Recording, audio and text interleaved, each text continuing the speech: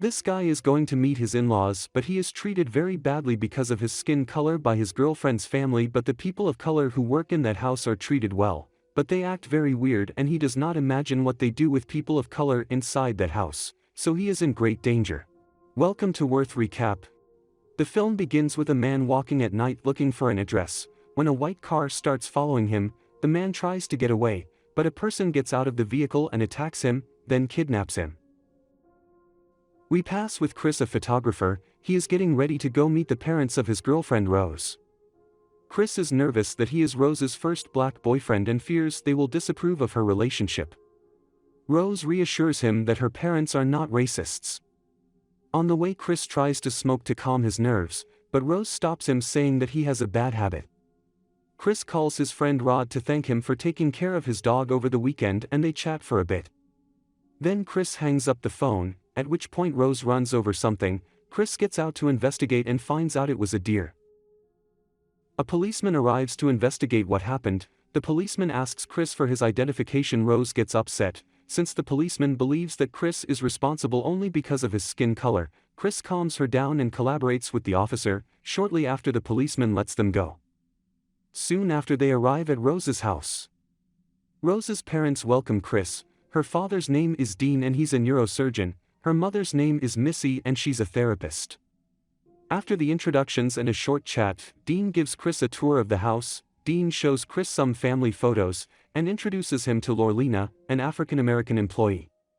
When they leave the house, Chris sees Walter the gardener, who is also of African descent.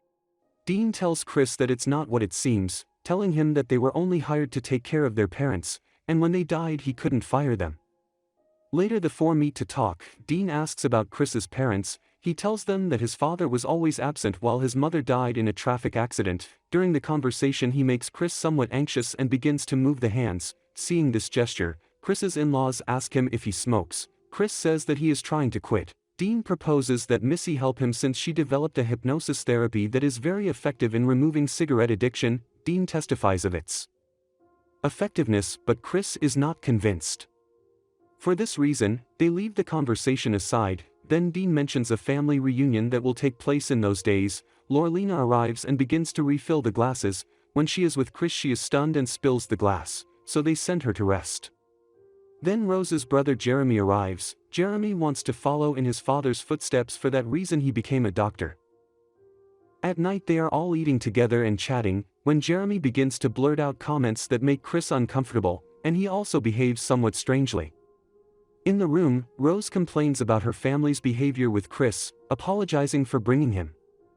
At night Chris can't sleep and goes out to smoke. When Walter runs up to him, Chris gets scared and Walter just walks by. Chris turns around and is surprised to see Lorlena seeing her reflection in the door window. When Chris walks in, Missy criticizes him for his addiction to tobacco, so she pressures him to do a hypnotherapy session to cure his addiction to tobacco. Chris refuses, but she starts asking him questions about her mother. Chris says she doesn't want to think about it. Missy starts stirring her cup of tea with the spoon, making the cup rattle.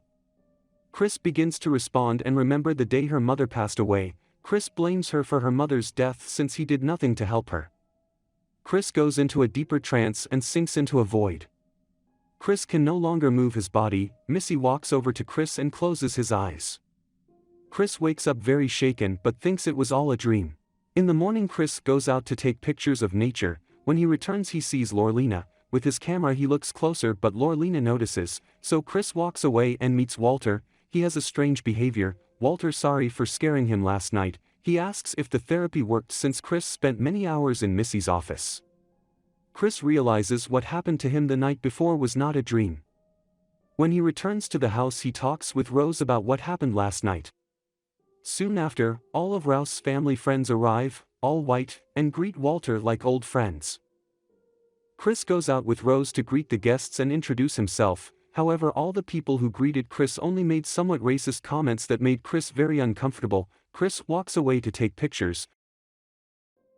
While focusing his camera, Chris sees another person of African descent and he approaches to say hello. When he turns around, he has a lost look and introduces himself as Logan Ray. Chris notices that his behavior is very strange. Shortly after, an older woman who is his partner arrives. She takes him with other people.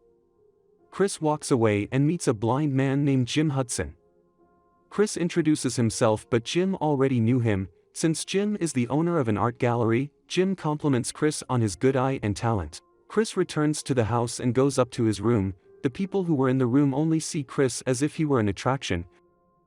Chris finds the phone disconnected. Rose arrives and Chris tells her that he thinks Lorelina disconnected her phone because she didn't. He wants me to be with Rose. Rose leaves the room and Chris calls Rod and tells him that everyone treats him like a curiosity, besides that Rose's mom hypnotized him and that the black people who work with Rose's family don't behave like people. Rod tells him that maybe they are hypnotized. Chris hangs up and Lorelina arrives to apologize for disconnecting the phone, saying it was an accident. While they talk, Lorelina starts to cry while smiling. As a result of that, her behavior becomes more strange. Chris thinks she is crazy. Chris walks out and Dean introduces him to more people. An Asian asks him if being black is an advantage to a disadvantage. Chris diverts the question to Logan since he is also of African descent. Logan begins to answer the question. Meanwhile, Chris tries to photograph Logan without draw attention, but the cell phone had the flash activated. Logan, after seeing the flash, becomes hysterical and yells at Chris to run away. The guests quickly stop him. Inside the house, Dean claims that Logan had a seizure caused by the flash. Logan leaves Missy's office already calm and apologizes for his behavior and then says goodbye. Rose takes Chris out of the house and takes him for a walk. Chris tells Rose that it wasn't an epileptic seizure since he knows what one is like. Rose says that her father is a doctor and that she should trust his diagnosis.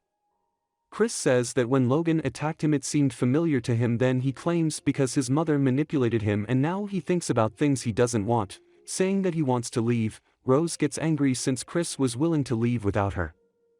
In the end, Rose agrees to go with him. Meanwhile, Dean and the rest of the guests were playing bingo. On the side they had a photo of Chris as if he were the prize. The winner is Jim. When Rouse and Chris return to the house, the guests were leaving. As Chris approaches the house, he notices that everyone is behaving strangely. In the bedroom, Chris sends Rod a picture of Logan. Rod immediately calls Chris and tells him that the person in the photo is Andre. Chris at that moment remembers who he was. Rod tells him that he should get out of there. Rose arrives and Chris tells her that they should get out of there now. While Chris is fixing his things, he sees a small open door. He goes to investigate and finds a red box with photos of Rose, and in some of them Rose is seen with black people, and as he continued to scroll through the photos, he finds one with Walter and another with Lorelina. Just then Rose arrives and Chris tries to act cool. Rose can't find the car keys. Chris tells her to look for her on the road and starts to leave. At the door she finds her brother and mother. The mother asks why she is leaving so soon. Rose replies that the dog got sick and they must take him to the vet. Suddenly the father arrives and begins to ask very strange questions. Chris begins to feel cornered and desperate, since Rose still can't find the car keys. When everyone surrounds him, Rose stops acting and tells Chris that she can't give him the keys.